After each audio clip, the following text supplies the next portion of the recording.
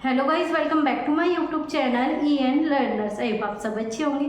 तो चलिए गाइस, आज की वीडियो को स्टार्ट करते हैं। आज की वीडियो आपके लिए मोस्ट इम्पोर्टेंट होने वाली है, क्योंकि आज की वीडियो को देखने के बाद आपका फैसला बदल सकता है कि मुझे एमएड करनी चाहिए या फिर नहीं, और आपका फैसला बन भी सकता है कि हाँ मुझे एमएड ही करनी है। क्योंकि आज जो मैं आपको बताऊँगी वो रियल चीज़ों के बेस पर ही बताऊँगी कि एमएड करने के बाद आपके लिए जॉब है भी या फिर नहीं, एमएड करने के बाद आपको बेनिफिट क्या होंगे। एक एक पॉइंट जो हम आज डिटेल में डिस्कस करने वाले हैं। आप आज की वीडियो आपकी ऐसी होने वाली है जो कि आपको पूरे यूट्यूब पर कहीं नहीं मिलने वाली, क्योंकि इतनी सच्चाई से आपको कोई वीडियो प्रोवाइड नहीं करेगा जितनी सच्चाई से आज मैं आपके लिए वीडियो प्रोवाइड करने वाली हूँ बताएगी। क्योंकि ये पॉइंट आपको कहीं पर देखने को नहीं मिलेंगे। तो जो भी चैनल के साथ नया जुड़ा है वो चैनल को सब्सक्राइब कर लीजिए, और साथ ही साथ आज की वीडियो को आपको शेयर करना है, क्योंकि ये सारी चीज़ें आपको कोई नहीं बताने वाला और कहीं से भी आपको पता नहीं लगने वाली। तो इसी वजह से जो है आज की वीडियो को आपको सबसे ज़्यादा शेयर करना है, अपने सभी दोस्तों को बताना है जो एमएड करना चाहते हैं या फिर उन्होंने सोच लिया है कि नहीं मुझे एमएड ही करनी है। तो उन्हें ये वीडियो ज़रूर शेयर करना ताकि उनकी भी आगे हेल्प हो सके, पूरी उनकी लाइफ स्पॉइल ना हो। क्या आपके आगे बेनिफिट रहने वाले एमएड करने के बाद, क्या आपके नुकसान रहने वाले एमएड करने के बाद, वो सारी चीज़ें आज की वीडियो में हम डिटेल में डिस्कस करने वाले हैं। तो जो भी चैनल के साथ नया जुड़ा है वो चैनल को सब्सक्राइब कर लीजिए और बेल आइकन को प्रेस कर लीजिए, ताकि ऐसे ही इंपॉर्टेंट इन्फॉर्मेटिव वीडियो जो है आपको समय पर मिल सके। तो चलिए गाइस, इस वीडियो को स्टार्ट करते हैं। तो सबसे पहले बात करते हैं एमएड करें या फिर ना करें। अगर आपने एमएड का फॉर्म फिल कर चुके हैं या फिर आप अगले साल करना सोच रहे हैं तो आपको एमएड करनी चाहिए या फिर नहीं। सबसे पहले हम इसके बेनिफिट के बारे में बात करेंगे, फिर इसकी रियल चीज़ों के बारे में बात करेंगे कि एमएड करने के बाद भी आपको जॉब मिलेगी या फिर नहीं मिलेगी, या फिर आपकी वैकेंसी है भी एजुकेशन डिपार्टमेंट में या फिर नहीं, गवर्नमेंट आप प्रोफेसर बन सकोगे या फिर नहीं बन सकोगे, प्राइवेट में कितनी वैकेंसी है, पीजी, मतलब टोटल चीज़ें जो हम डिस्कस करने वाले हैं। तो चलिए पहले बात करते हैं आपकी एमएड होती क्या है। आपकी एमएड जो है 2 साल की मास्टर डिग्री है, जो कि आपकी मास्टर डिग्री ऑफ एजुकेशन में है। जब आप एमएड कर लेते हो तो आपकी मास्टर डिग्री कंप्लीट मानी जाती है, वो भी आपके एजुकेशन में। बहुत से बच्चों को यही समझ में नहीं आता कि एमएड क्या है। आपकी एमएड आपकी एक तरीके की पीजी है, आपकी पोस्ट ग्रेजुएशन है, वो भी आपके एजुकेशन के फील्ड में। ठीक है, ये आपका डाउट क्लियर हो गया।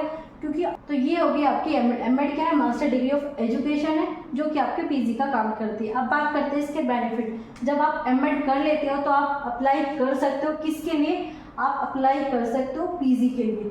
जो भी आपकी पीजी पर वैकेंसी निकलती है वो भी आपकी एजुकेशन सब्जेक्ट में, आप उसके लिए एलिजिबल हो जाते हो।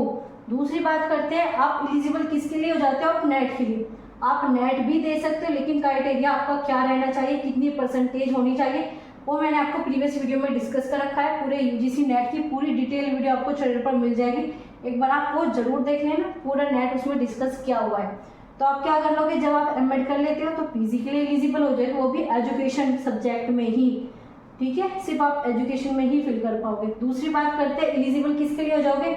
नेट करने के लिए। नेट या फिर आपका सेट। आपका सेट किस पर होता है? आपका स्टेट लेवल पर, और जो आपका नेशनल लेवल पर होता है वो होता है आपका नेट। ये क्या होता है? ये आपका प्रोफेसर बनने से पहले आपको नेट या फिर सेट क्लियर करना पड़ता है। ये आपका एक एलिजिबिलिटी क्राइटेरिया होता है। जैसे कि आपने बीएड करके आए हो, आपने कभी सीटेट दिया होगा, सेम ऐसा नेट होता है। बिना सीटेट के आप कहीं पर भी अप्लाई नहीं कर सकते गवर्नमेंट में, ऐसे आप बिना नेट के कहीं पर अप्लाई नहीं कर सकते असिस्टेंट प्रोफेसर की पोस्ट पर। अब बात करते हैं कि आप जब एमएड कर लेते हो तो आप असिस्टेंट प्रोफेसर बन सकते हो या फिर नहीं। आप असिस्टेंट प्रोफेसर बन जाते हो, लेकिन आपका नेट क्लियर होना चाहिए। अब बच्चे इसी वजह से एमएड करते हैं कि हमें तो बीएड और बीटीसी को पढ़ाना है। क्या एमएड करने के बाद बीएड और बीटीसी को पढ़ाया जा सकता है या फिर नहीं? तो आप बिल्कुल पढ़ा सकते हो बीएड या फिर बीटीसी को, और साथ ही साथ आप एमएड के स्टूडेंट को भी पढ़ा सकते हो। तो जब आप एमएड कर लेते हो तो आप सीधा एमएड के स्टूडेंट को भी पढ़ा सकते हो, और आप बीएड के स्टूडेंट को भी पढ़ा सकते हो। बीएड बीटीसी कोई भी आपका टीचिंग डिप्लोमा के जो भी कोर्सेज होते हैं उसमें एमएड वाले पढ़ा सकते हैं। लेकिन आपका एलिजिबिलिटी क्राइटेरिया यही है, आपका नेट होना जरूरी है। नेट आपका कंपलसरी है। ठीक है, अब बात करते हैं पीएचडी। बहुत से बच्चों को यही समझ में नहीं आता कि हमने एमएड कर ली, इसके बाद दोबारा जाते हो पीजी की तरफ, अपनी पोस्ट ग्रेजुएट करते हैं किसी और सब्जेक्ट में। अभी एक इम्पोर्टेंट बात बताती हूँ, कल आपके किसी एक स्टूडेंट का कमेंट आया था इंस्टाग्राम पर, उसने पूछा था मैम मैंने बीएड कर रखी है और मैंने अभी एंट्रेंस टेस्ट दिया है, इसके बाद जो है मुझे एमएड डिपार्टमेंट में जाना है, क्या मैं एमएड कर सकती हूँ? तो सिंपल सी बात है वो एमएड कर सकती है। लेकिन उसके बाद उसका दूसरा डाउट ये था कि मुझे पीजी करनी है, तो मैं पीजी में एमएससी करूं या फिर आपका एमए करूं। जब वो खुद ही एमएड कर रही है, एमएड ऑटोमेटिक पीजी है, लेकिन वो फिर भी एमएससी और एमए की बात कर रही थी, उसे करनी थी पीएचडी वगैरह या फिर आपका असिस्टेंट प्रोफेसर। तो अब ये चीज़ें आपको करनी क्यों है? जब आप एमएड कर रहे हो, पीएचडी आप एमएड के बेस पर कर सकते हो क्योंकि ये आपकी पीजी है। जो बच्चा एमएड कर सकता है वो आपका पीएचडी के लिए एलिजिबल हो जाता है, वो पीएचडी कर सकता है। तो अगर आपको एमएससी या फिर एमए ही करनी है तो आप एमएड की तरफ क्यों जा रहे हो, एमएड में पैसा क्यों लगा रहे हो? क्योंकि कोई भी कोर्स, आपकी कोई भी डिग्री फ्री में नहीं होती। जब आपको इन्हीं चीज़ के बेस पर कुछ करना है तो आप एमएड मत करो।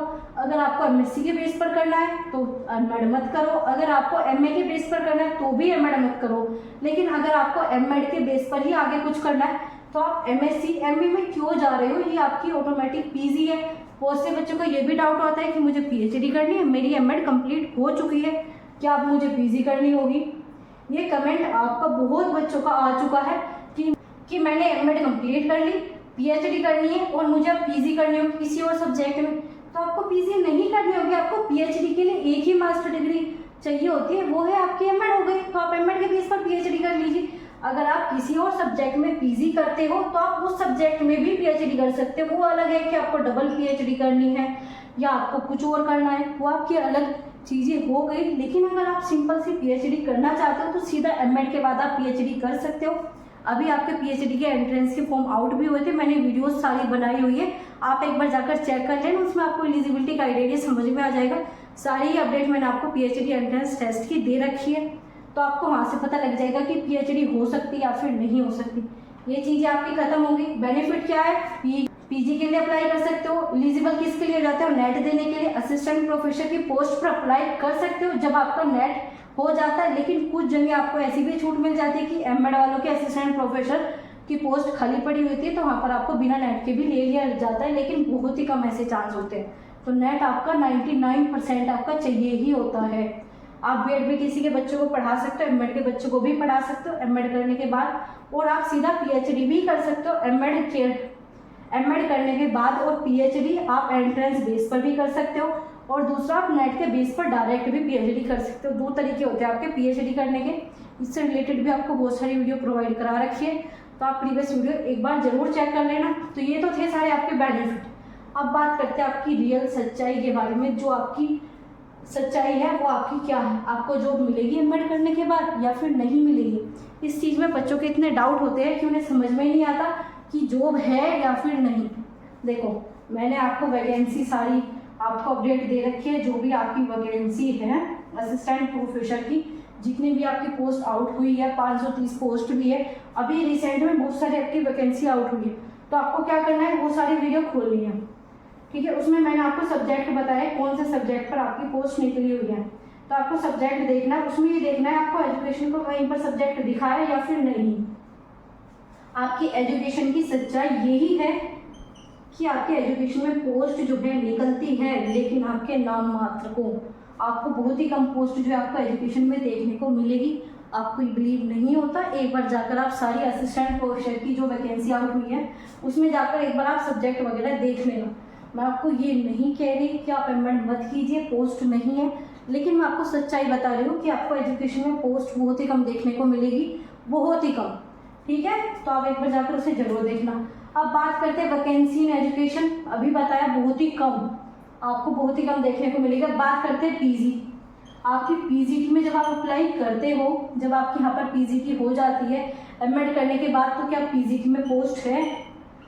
पीजीटी में आपकी एजुकेशन में पोस्ट होती ही नहीं है।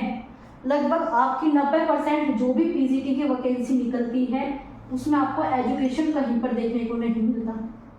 अब जहाँ पर भी आपको 10% आपको एजुकेशन देखने को मिलेगा, वहाँ पर आपकी पोस्ट होगी 1, 3, 5 ऐसे। आपकी उड़ीसा में वैकेंसी निकली थी एजुकेशन सब्जेक्ट की, उसमें भी शायद 2 या फिर आपकी 3 ऐसी पोस्ट थी। कुल आपकी इतनी ही पोस्ट थी पीजीटी में।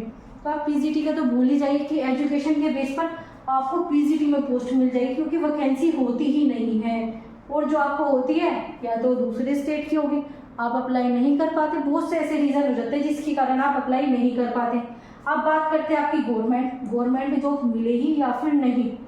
गवर्नमेंट जॉब वो भी एजुकेशन के फील्ड में कुछ नहीं कह सकते, कुछ आपकी वैकेंसी के ऊपर डिपेंड करता है, कुछ आपकी गवर्नमेंट के ऊपर कि आपकी पोस्ट निकाल भी रही है नहीं निकाल रही। दूसरा, एजुकेशन की सच्चाई देखने के लिए आपको वीडियो देखनी होगी, सब्जेक्ट आएंगे तो ही आपकी गवर्नमेंट पोस्ट पर अप्लाई होगे, वरना नहीं होगे।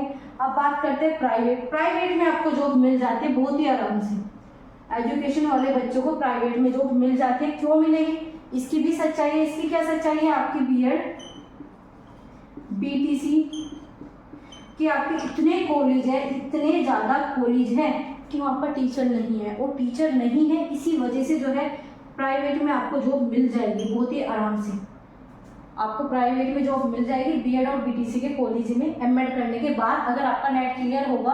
प्राइवेट में भी क्या करते हैं, बहुत से टीचर, बहुत से आपके कॉलेज वाले बिना नेट वाले बच्चों को रख लेते हैं बीएड बीटीसी में पढ़ाने के लिए।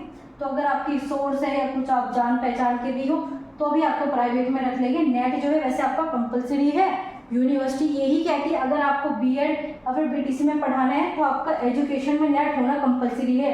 लेकिन आपके कॉलेज में ऐसा ही होता है कि बिना नेट वाले भी पढ़ा लेते हैं और वहाँ पर आपको प्राइवेट जॉब मिल जाती है। तो ये है आपकी प्राइवेट की सच्चाई। बिना नेट के भी आप प्राइवेट किसी भी कॉलेज में पढ़ा सकते हो, लेकिन बस आपकी जानकारी होनी चाहिए, आपकी सोर्स वहाँ पर लगनी चाहिए। ये आपकी सच्चाई है प्राइवेट की। अब बात करते हैं पीजी। अब वही बच्चों को डाउट कि एमएड कर लिया, पीजी करे या फिर नहीं। तो आपने जब एमएड कर ली वो ऑटोमेटिक पीजी है, लेकिन वही है आपकी पीजीटी में पोस्ट आएगी नहीं। तो इसी वजह से बच्चे क्या करते हैं, पीजी अपनी दूसरे सब्जेक्ट से करते हैं जिसमें आपकी वैकेंसी देखने को मिलती है। लेकिन आपकी मर्जी, आप पीजी करना चाहते हो या नहीं करना चाहते, आपकी मर्जी आप एमएड करना चाहते हो या नहीं करना चाहते। लेकिन जॉब का यही है, पीजीटी में तो आपको जॉब मिलेगी नहीं, मिल जाएगी वो आपका लक है, वो आपका चांस है, लेकिन यहाँ पर पोस्ट होती ही नहीं है। बहुत ही कम आपको पोस्ट देखने को मिलेगी। जहाँ तक मेरा जितना भी एक्सपीरियंस है, मैंने पीजीटी में पोस्ट देखी नहीं है, और जो 10% देखी है उसका मैंने आपको बता दिया कि आपकी पोस्ट कितनी होती है। दूसरा, आपको असिस्टेंट प्रोफेसर की वैकेंसी में भी बताया कितनी पोस्ट होती है। इसके लिए आपको अभी वीडियो मैंने डाली है, 2-3 दिन पहले बहुत सारी असिस्टेंट प्रोफेसर की वैकेंसी आउट हुए, उसमें जाकर आपको एजुकेशन के सब्जेक्ट को देख लेना है भी या फिर नहीं, और वैकेंसी है तो कितनी है। ठीक है, प्राइवेट की आपको सच्चाई बता दी, गवर्नमेंट की आपको सच्चाई बता दी। अब आपको एमएड से रिलेटेड कोई डाउट नहीं बचा होगा, लगभग मैंने आपके सारे ही पॉइंट यहाँ पर क्लियर कर दिए। अगर आपको अब भी किसी प्रकार का डाउट है कि एमएड करे या ना करे, मैंने पूरी सच्चाई आपको यहाँ पर बताई है कि बेनिफिट तो बहुत है, लेकिन आपकी सच्चाई क्या है वो भी आपको बताई है। बेनिफिट इतने सारे, सच्चाई भी आपकी इतनी सारी, जॉब कहाँ है ये भी आपको देखना है। तो लगभग मैंने आपको सारी ही चीज़ें बता दी, सारे ही पॉइंट आपके सामने रख दिए। जॉब है, वैकेंसी है, नहीं है, लगेगी नहीं लगेगी। मैं आपको सीधा ये नहीं बता रही कि एमएड बिल्कुल वेस्ट है आपकी, एमएड वेस्ट नहीं है, क्योंकि कोई भी चीज़ें आपकी वेस्ट नहीं होती। एमएड आपकी मास्टर डिग्री है, एजुकेशन में बेनिफिट आपको देखो कितने सारे।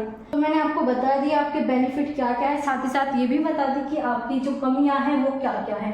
प्राइवेट, गवर्नमेंट, एक एक पॉइंट मैंने आपका डिस्कस कर दिया। तो गाइज आज की वीडियो में इतना ही था। वीडियो को ज़्यादा से ज़्यादा शेयर करना है ताकि उन बच्चों को भी पता लग सके जो एमएड करना चाहते हैं या फिर एमएड कर बैठ चुके हैं। आप उनका भी एक्सपीरियंस ले सकते हो। ये जो सारी चीज़ें ये मैंने अपने एक्सपीरियंस पर बताई है, और यही फिलहाल की आपकी सच्चाई है कि आपको एमएड करने के बाद मिलता क्या है और एमएड करने से आपको बेनिफिट क्या होते हैं। लगभग सारी चीज़ें बता दी। मैं आपको क्लियर ये नहीं कह रही कि आप एमएड मत कीजिए, आप एमएड कीजिए। अगर आप में काबिलियत है आगे कुछ करने की, आप असिस्टेंट प्रोफेसर बन सकते हो, कम कॉस्ट पर भी अपनी पोस्ट निकाल सकते हो, तो वो आपके ऊपर डिपेंड करता है। बेनिफिट बहुत है आपके एमएड करने के लिए, लेकिन आपका जो भी सच्चाई थी वो सब आपके सामने रख दी है। तो गाइज आज की वीडियो में इतना ही था। किसी प्रकार का डाउट, कन्फ्यूजन, कोई भी क्वेरीज हो तो कमेंट बॉक्स में बता सकते हो, और आप हमारे टेलीग्राम चैनल से जुड़ सकते हो। वहाँ पर आपको बहुत सारी अपडेट इन्फॉर्मेशन आपको दे दी जाती है। तो गाइज वीडियो को ज़्यादा से ज़्यादा शेयर कीजिए, अपने दोस्तों को बताइए कि आपके एमएड करने के बेनिफिट क्या है, इसके नुकसान क्या है। आज की वीडियो में इतना ही था। Thanks for watching, keep learning, keep supporting EN learners.